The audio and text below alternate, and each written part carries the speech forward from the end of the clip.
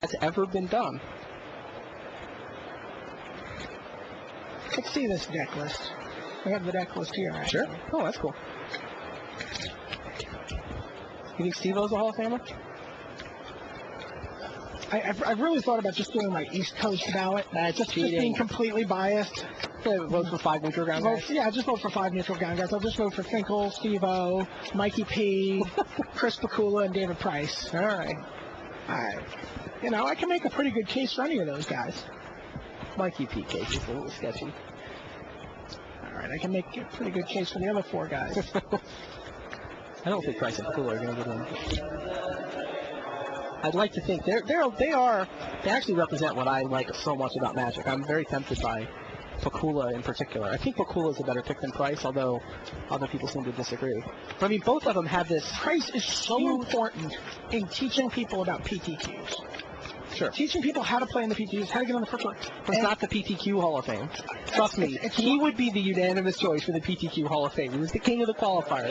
He was the king of the qualifiers because he couldn't win on tour. It was must read every week to see how he would play. And if it was the Internet Hall of Fame, I think he'd be a first ballot choice. So Steve-O's deck, the highlight is 3 Befal. Okay. 3 Befal. He's got Blood Vassal in that deck? His creatures are just not as good. 2 Carrion Beetles. 3 Corrupt. 3 Corrupt, obviously. A Pestilence. But his deck is not ridiculous. He's just got 7 great cards. It's got 7 first picks. He could just kill you with the Corrupt, right? Yes. He's got Duress. He's got. It's good, but it's sort of nerve. Phyrexian Ghoul wasn't first pick. No, it's got 7 first picks. Fine. It's got Pestilence, 3 Corrupts, and 3 Befals. But Jeffrey Cerrone actually has a deck. Like, he has a coherent strategy that includes, like, 7 first picks. Yeah. I would definitely say that Cerrone's draft deck is better than Steve's deck. But I do think it's close.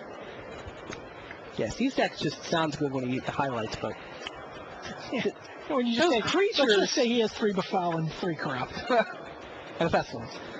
And a Pestilence. The Blood Vassal isn't even one of his worst 3 creatures. He had the Hollow Dogs. 2 Carrion Beetles? When's the last time Carrion Beetles in this format, too? When's the last time you saw it played? Ever? And there's Graveyard Matters cards in this block. I've got nothing. So, Aki Underling is going to work again here? Aki Underling doing good work. Aki Underling does not fear River Kaigen. Uh-oh. Oh, what's going on? Oh. Sounds like a Giant Growth to me. Counter Strength in her calm. Sounds like... How many counts? 4 cards, so... It's 4 toughness now and gonna get 4 toughness. No response. You have to barrel down? Yeah, barrel down for 2 will get the job done.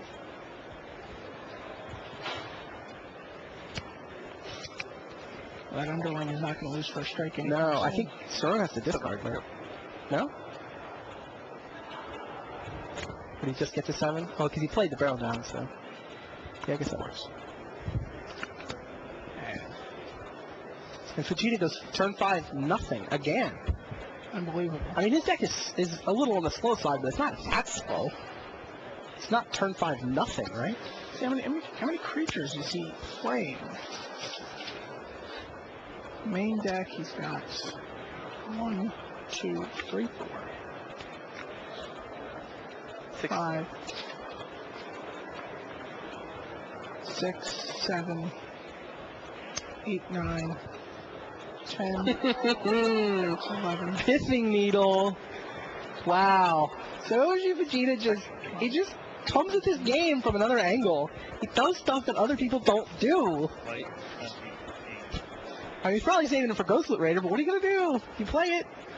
He has 15 creatures in his deck. 15 creatures, but he can't come... Yeah. But, I mean, a lot of them are, some of them are Bounteous Cat Kieran at 7 mana. Mouse Kami at 6 mana. Sure. So the Pithing Needle shutting down the Captive Flame. Yep.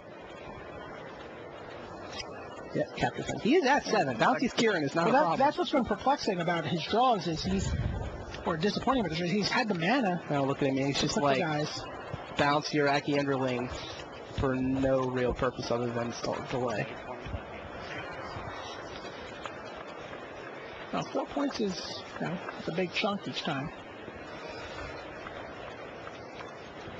And Oppressive Will. It was not for no real purpose. The Oppressive Will, the Aki underling on the way back down. All right. There's a Frostling.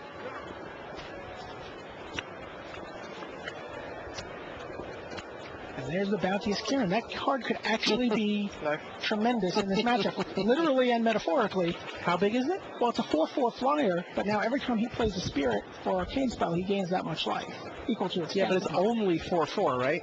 It is only 4/4. All right. Barrel Down says, enough of you. Oh, well. Clear. He's just clearing blockers for his 1-drop and his I keep 2-drop. trying to be optimistic for Tsuyoshi.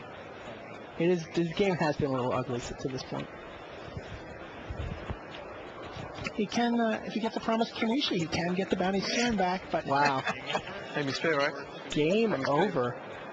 Yeah, that's what I thought. I wasn't sure. Soren has a misplay he's wondering about. He asked Scott He's John. absolutely demolishing his opponent, but he's more worried about perfect play. Sorry? Yeah, but like, this deck is overkill and, you know. Jeez. Good problems to have. I could have killed my opponent more efficiently. Man, Jeffrey Cerrone, 2-0 lead on Tsuyoshi Fujita. He is 1 game away from perhaps the single most impressive top 8 run in Pro Tour history. I mean, has there been a Sunday where somebody has been more dominant? I can't recall. I certainly would make a big. He would be Like the A single 9-0 was a match big against deal. Benefeld. That was Nationals. That wasn't even a Pro Tour. It was just U.S. Nationals. And it was just one match where he just got the draws to destroy him. I mean, that was kind of impressive, but it was a smaller stage and it was just the final match. I can't remember Sunday. I mean, there have been great players, obviously, who've won Pro Tours, but there's never been anybody that was just like sweep, sweep, sweep. Crazy. So the coverage doesn't really post the results before the 98-99 season. So Casey Carroll, when he wins, it's a 3-1, a 3-2, blah blah blah.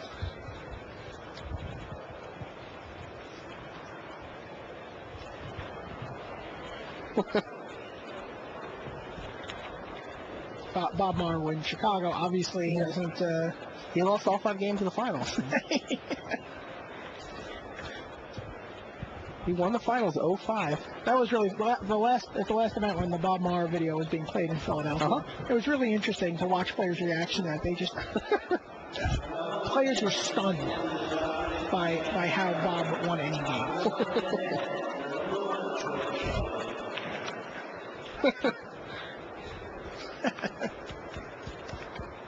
Trevor Blackwell, nope. Trevor Blackwell's got a couple of losses in there. Oh, a couple. What about Finkel's New York? Oh no, this is Sigurd's New York. Nope, Sigurd's New York is We haven't even found anybody with 2 sweeps yet. I think Dom Crappy took Finkel to 4 or 5. Bachman, I know, took him to 5. That's Master Series. How much weight did you put to Master Series stuff when you were considering your Hall of Fame stuff? Fair. Counts a little. I mean, those are big tournaments. It's like you should count Continentals, you should count Nationals. It all counts, right? I think so. It's a little difficult for...